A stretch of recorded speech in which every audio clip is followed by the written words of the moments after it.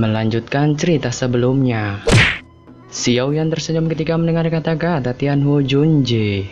Namun, bahkan dengan jimat ini, menggunakan kekuatanku sendiri masih merupakan hal yang paling penting. Lagi pula, saya tidak bisa meminjam kekuatan orang lain sepanjang waktu. Xiao Yan merenung sejenak sambil tersenyum. Dia menggerakkan tangannya dan botol giok muncul di tangannya. Dia memeringkan botol itu dan pil obat seukuran mata naga keluar. Segera, aroma yang aneh tersebar. Pil obat itu secara alami adalah pil huang perkasa. Pil obat itu perlahan bergulir di tangan Xiao Yan. Beberapa saat kemudian, dia dengan lembut mengembuskan napas, melebarkan mulutnya dan dengan cepat memasukkannya ke dalam mulutnya. Pil huang perkasa segera meleleh setelah memasuki mulut Xiao Yan, berubah menjadi kekuatan obat yang hangat dan kuat saat melonjak ke dalam tubuh Xiao Yan. Xiao Yan dengan lembut menghirup udara ketika kekuatan obat dengan cepat melonjak dan mengalir ke semua nadinya. Sebuah pikiran melintas di hatinya dan api tetek hati muncul di sekujur tubuhnya. Segera, nyala api itu masuk ke nadinya dan dengan cepat melilit kekuatan pil huang perkasa yang sangat besar.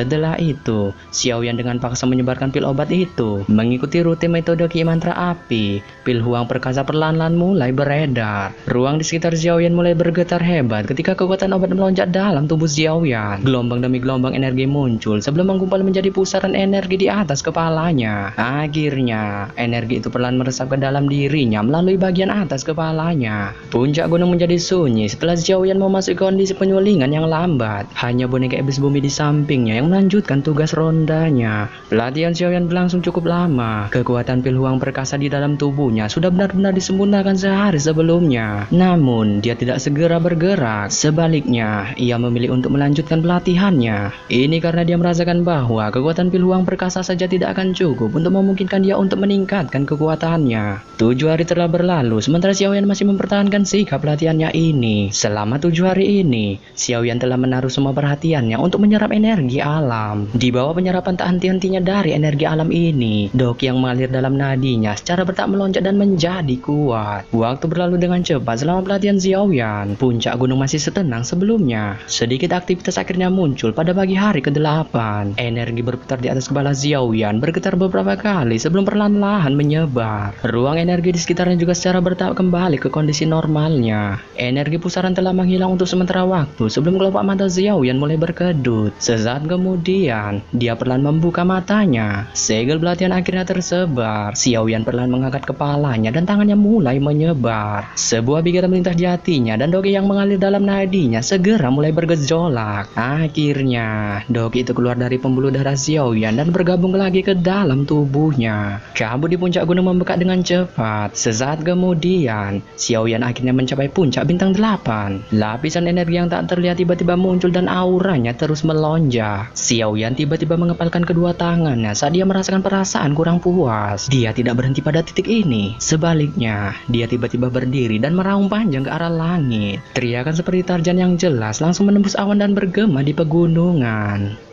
Hancurkan, hancurkan.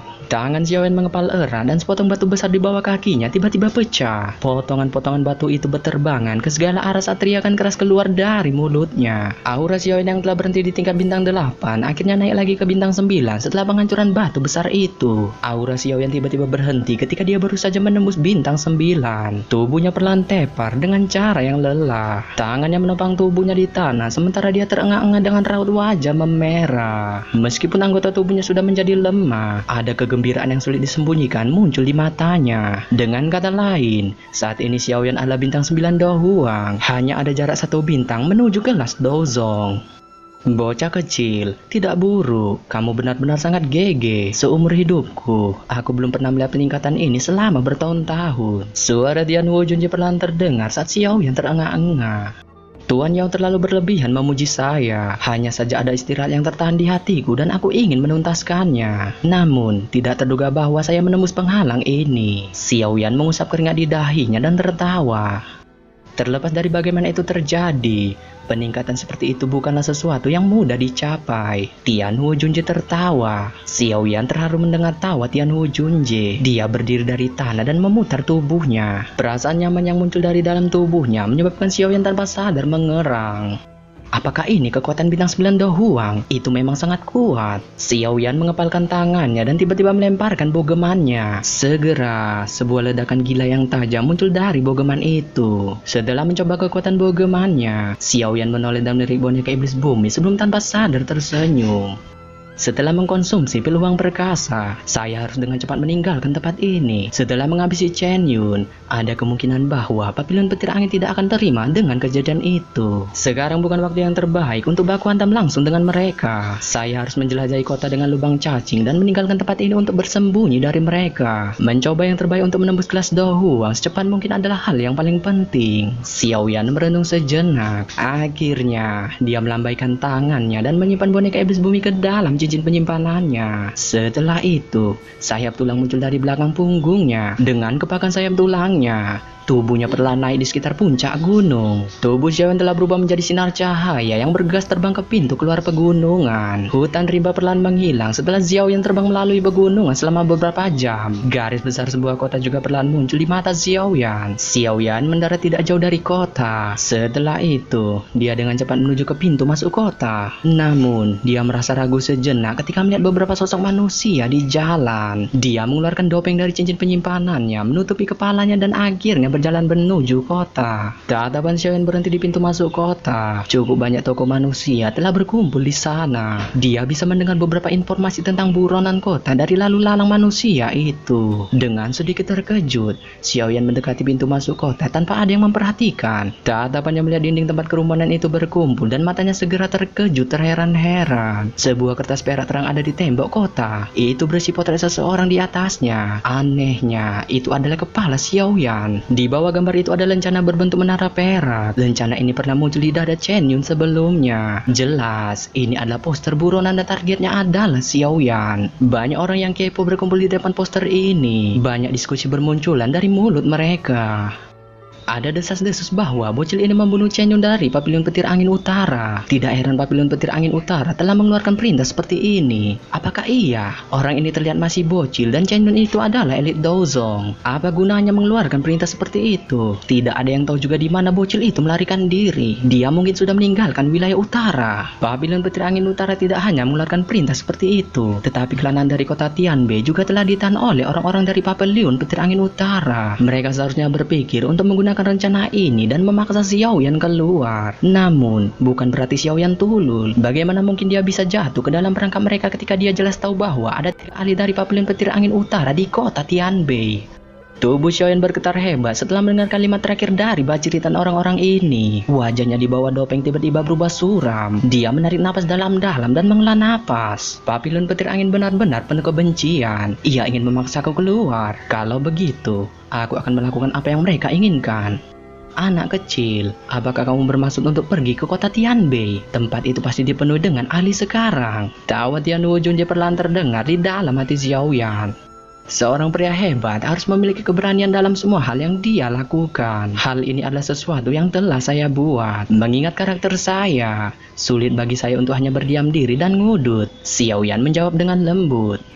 Hahaha, kata-kata ini memang benar. Aku membenci tipe orang yang melibatkan teman-teman mereka dan tidak berbuat apa-apa. Meskipun kamu cukup muda, kamu benar-benar sesuai dengan selera saya. Jika kamu tidak menyebutkan bahwa kamu sudah memiliki guru, kamu tidak akan menjadi pilihan yang buruk untuk menjadi muridku. Tianwu Junje tertawa terbahak-bahak.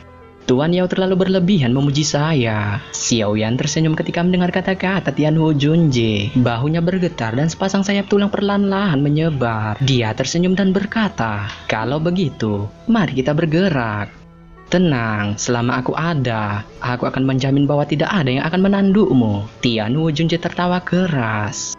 Kalau begitu, aku akan berterima kasih kepada Tuan Yao. Xiao Yan juga tertawa terbahak-bahak. Dia mengangkat kepalanya dan melihat ke arah lautan pohon hijau yang rimbun. Sebuah kesombongan tanpa sadar melonjak di dalam hatinya dan dia mengaum dengan jelas ke arah langit. Teriakan itu seperti Tarzan yang jelas bergema tanpa henti di atas lautan pohon. Bahkan jika Papilion Petir Anginmu telah mengubah kota Tianbei menjadi tempat yang sangat berbahaya, aku, Xiao Yan, masih tidak akan takut. Teriakan Xiao Yan perlahan terdengar sebelum sayap tulang di punggungnya mengepak. Tubuhnya berubah menjadi sinar cahaya yang melintas menuju kota Tianbei. Di sisi lain, sosok Han Sui duduk di kursi batu di dalam istana Klan Han. Matanya agak linglung saat dia berkeliaran di ruangan itu. Han Sue, kamu telah berlari di sini setiap hari. Suara lembut tak berdaya terdengar dari belakang Han Sue saat dia mendesak. Han Sue menoleh dan menemukan bahwa itu adalah Han Yue. Wajah Han Sue berubah merah setelah melihat Han Yue. Dia melihat belas kasihan di wajah Han Yue ketika dia mengepalkan tangannya dan tiba-tiba bertanya, "Kakak perempuan, apakah menurutmu akankah dia datang?" Han Yue kaget ketika dia mendengar kata-kata Han Sue. Dia berkata dengan ragu, "Dia seharusnya kemungkinan akan datang. Aku berharap dia tidak akan datang." 3 ahli dari Pavilion Petir Angin Utara adalah orang-orang yang bahkan sangat ditakuti oleh kakek buyut. Meskipun Xiaoyan sangat kuat, dia kemungkinan tidak cocok untuk 3 orang ahli ini. Mata Han Sue berkedip saat dia berbicara dengan lembut. "Tidakkah kamu akan sangat kecewa jika dia benar-benar tidak datang? Tidakkah kamu merasa seolah-olah kamu meremehkan dia?" Han Yue mengangkat matanya dan bertanya sambil tersenyum kepada Han Sue.